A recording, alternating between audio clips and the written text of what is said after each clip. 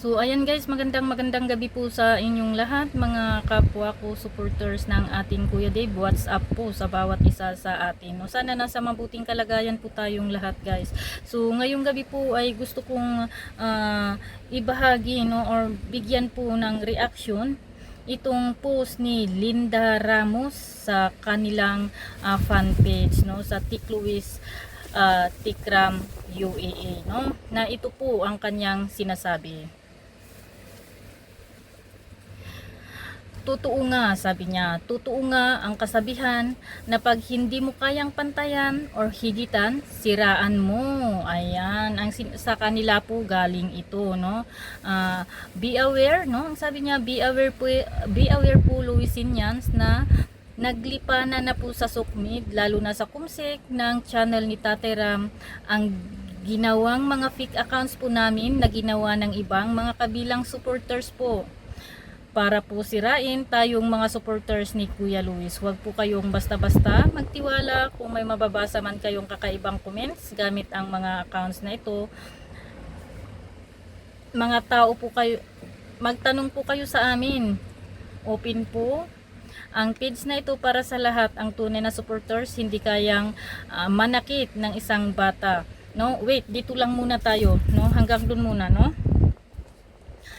Sabi ko nga is natimbog, no, sa sarili nilang post, no, natimbog sa sarili nilang post ang taong nagmamalinis at marahilig magkunwari na sila po ay inaapi, no. Linda Ramos, founder ng Tikluis Tikram UAA, no.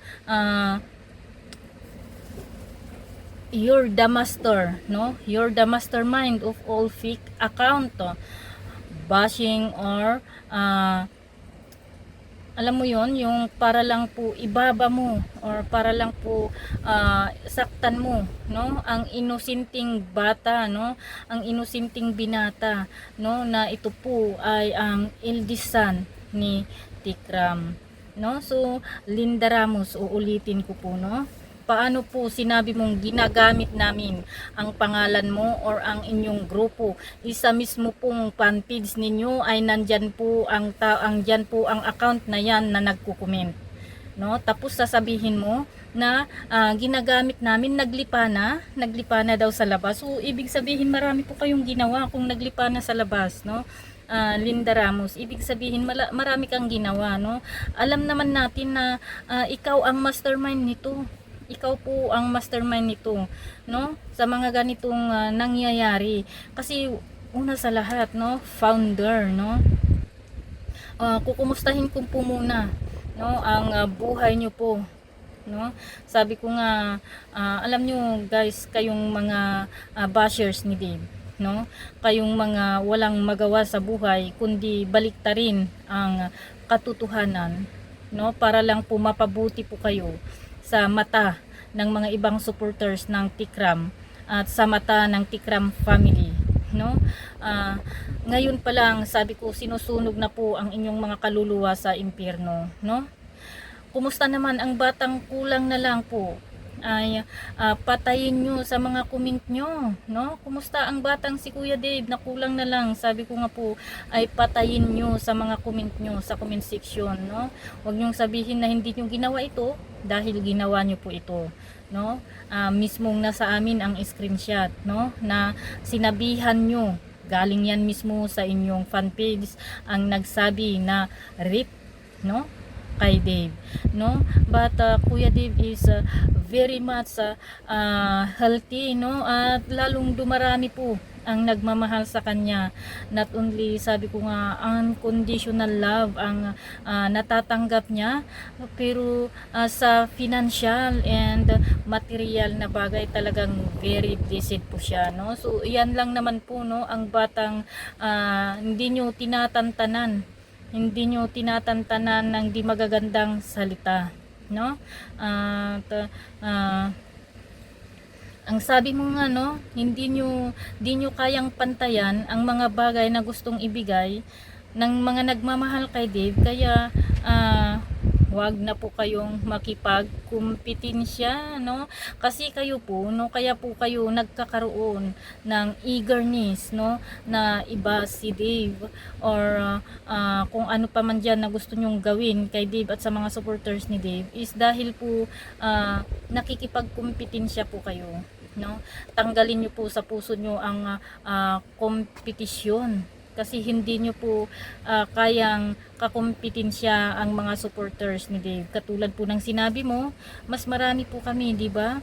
Mas marami po kami, no? Pero kitang-kita, no, kitang-kita naman na ang taong ibinababa nyo ay itinataas ng Diyos. Ayan ang buhay na patutuo. Si Dave na dating batang kargador, di ba? Kawawa naman kayo. Kaya pala, sabi ko nga, kaya pala may mga members kayo diyan na isinusuka po, no, nila ang founder at ibang admins po nila dahil po sa kadahilanan na kayo ang promotor, no, ng kabaluktutan ng nangyayari sa Tikram community, no? Uulitin ko, Linda Ramos, no? Huwag mong sabihin na fake account at gawa-gawa po ng mga supporters ni Dave ang account na yan na Linda Ramos at Tik Luis saglit. Titignan ko Tik Luis ano po, Tik Luis chapter ba yun? Hindi po Tik Luis chapter, no?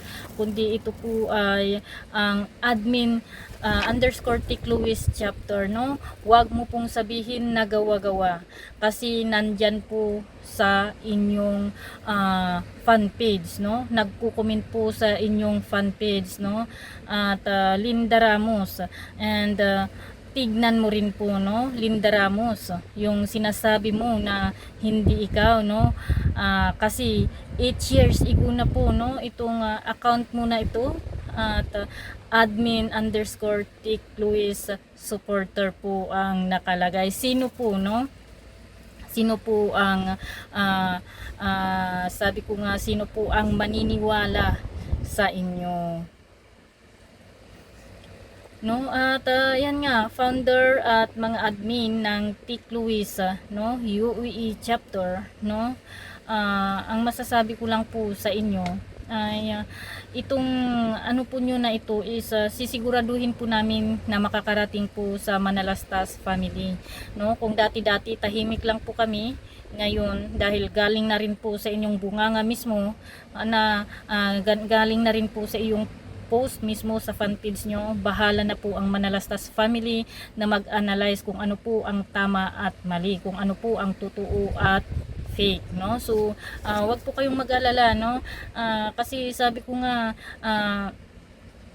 yung ginagawa nyo pong katiwalian, no, na tapos pagkatapos po ng katiwalian na yan, babaliktarin nyo po na ang mga pangyayari, hoy, no, si Linda Ramos, kami treatin sa inyo? No way, hindi po kami treatin po sa inyo, no? In what reason? At saang banda kayo, no? Saan banda kami matreatin po sa inyo, no? Kayo mismo, no? Kayo po mismo ang nagsabi, no, na wala kaming dapat ikatakot sa inyo kasi kukunti lang po kayo, di po ba? No? Di po ba? So anong dahilan namin na manggamit, no, ng trolls account or a fake account para siraan kayo? Una sa lahat, no, hindi po kami kagaya ninyo na sabi ko nga is gagawa ng paraan, no, kahit mali na, no, sa mata ng Diyos at mata ng tao ay talagang gagawin para lang makapanakit, no. Kami po ay makatao at makadiyos, no. At sabi ko nga is hindi po kami hindi po kami katulad, no, hindi po kami katulad ng iniisip nyo, no, na kayang gawin ang lahat para lang po alam nyo yun, para lang po makapanakit ng ibang tao. Hindi po kami ganyan, guys. So para po sa kaalaman ninyo, no, para po sa kaalaman ninyo na supporters ni Luis, no, magkakaiba po tayo. magkakaiba po tayo ng pananaw sa buhay. Kung kayo ipaglalaban nyo kahit mali na po, kami po ay pag alam namin pong mali, aayusin po namin, itatama po namin ang mali, no? Ang ano po sa inyo is gagawa po kayo ng mga nonsense na bagay, tapos sasabihin nyo na ginagamit po namin ang mga fake account na yan. Kayo po ang may ganang sabi ko nga, kayo ang mahilig, no, magpa-victim, no, kayo ang mahilig na gagawa ng mga bagay-bagay, tapos pagdating ng oras, ng panahon, pagka nagkasisihan, nagkabukingan, pa-victim po kayo, no? So para po sa batang inyong sinusuportahan, kasi kawawa na po siya, no? Kawawa na po siya, Linda Ramos. Alam kong lahat ng pinagsasabi po namin ay dumarating po sa inyo, no? Alam kong nalalaman niyo po ang lahat ng content na ginagawa ko po sa aking channel, no? China-challenge ko po kayo, no? 10 ng iyong mga alagad, no? Kung totoong mahal niyo po si Luis, tigilan niyo po ang ganitong ginagawa niyo po, no? Tigilan niyo po ang mga ganitong ginagawa niyo, no? Sabi niyo nga is kukunti lang po kayo. Why? Kukunti lang po kayo. Bakit po ang lakas ng loob niyo, no? Na mambas ang lakas ng loob niyo na baliktarin ang mga pangyayari na kayo naman ang may gawa, no? Linda Ramos, no? Linda Ramos and to the rest of her allies, no? Stop using fake account, no? Stop making nonsense comments, no, sa mga upload videos ni Tikram o kahit sa inyong kahit po sa inyong fan page, no? Tigilan niyo po ang paggawa ng mga kwento na wala namang totoong nangyari, no? Tigilan niyo pong baliktarin ang mga kagagawan niyo. Tigilan niyo pong ibato sa amin ang inyong mga kagagawan, no? Para po sa ikatatahimik, no, ninyo, ikatatahimik ni Luis at ikatatahimik ng Tikram community, no? Hindi po kayo naaawa kay Luis, kami po ang naaawa sa bata, no? Kami po ang naaawa kay Luis at lalong-lalo na po kay Dave, na lagi nyo pong binabanatan na wala naman pong ginagawang masama sa inyo, no?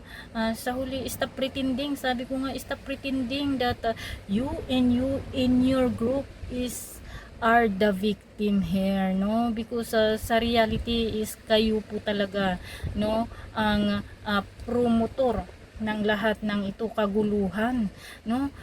Kung matatandaan mo, may nabasa din po ako sa iyong post, no, na tigilan nyo na, no? Ito po ay membro po ninyo, no, na sinabi po niya na tigilan na natin sana ang ganito, di ba? Pero hindi ko alam kung bakit hindi mo po naiintindihan ang ibang mga members mo na ayaw sa inyong mga ginagawa.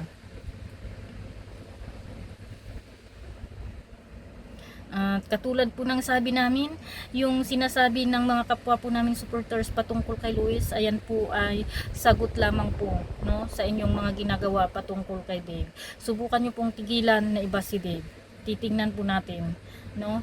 Titignan po natin kasi sabi ko nga wala namang bashers dati, no, nung wala pang fan feed si Luis, walang bashers. Ang ganda po ng samahan ng mga supporters ni Tikram noon. Yes, marami na pong fan feed si Dave, no, pero masaya kami na nanonood sa kanila, no? Nandun na po si Luis, masaya po kami na nanonood sa kanila kasi wala pong comparison po sa amin dati.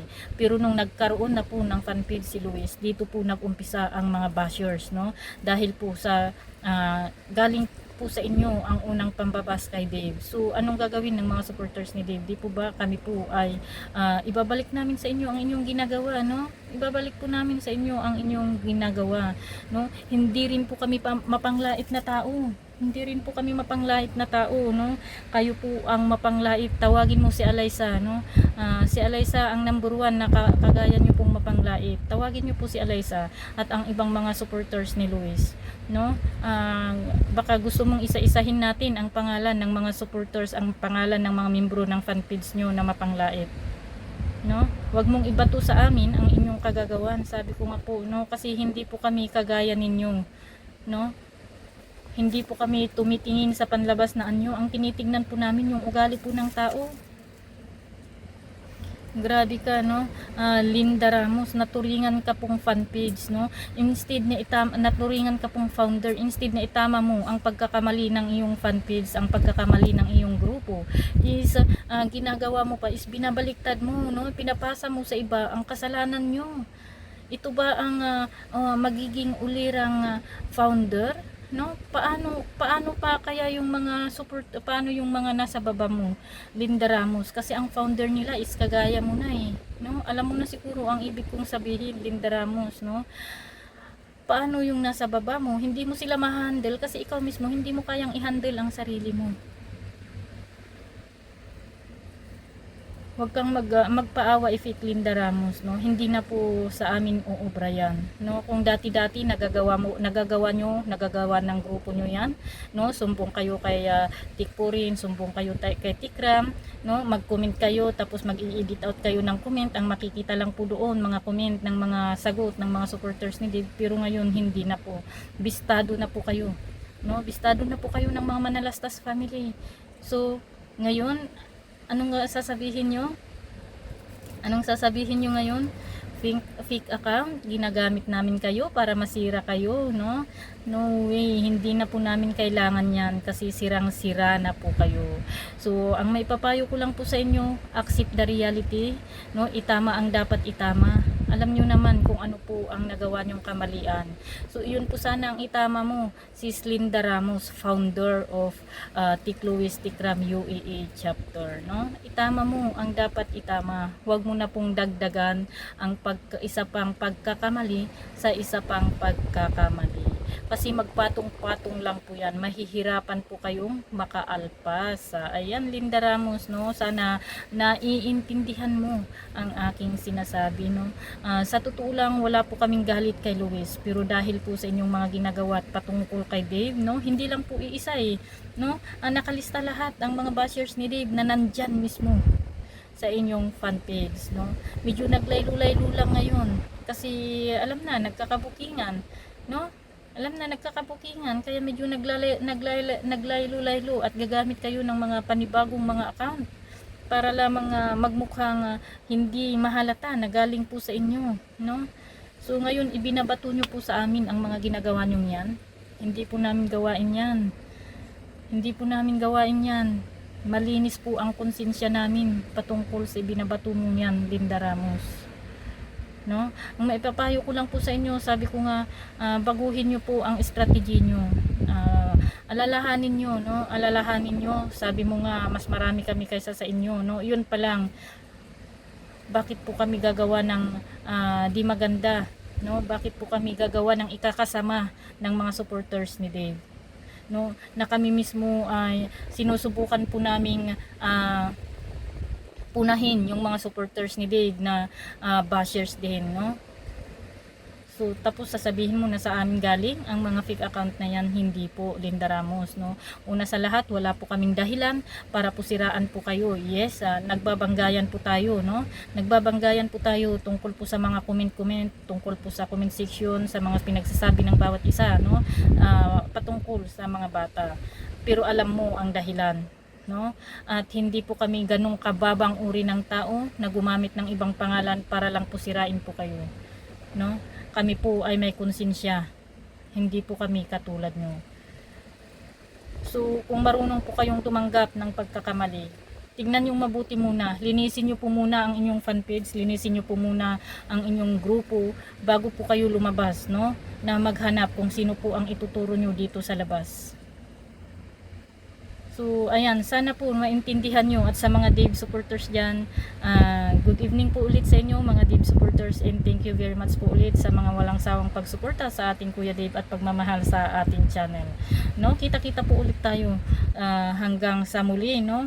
Sigurado po ako may kasunod po ito, Linda Ramos, sigurado po ako, kaya hanggang sa huli. Bye for now and see you next time. God bless po sa inyong lahat.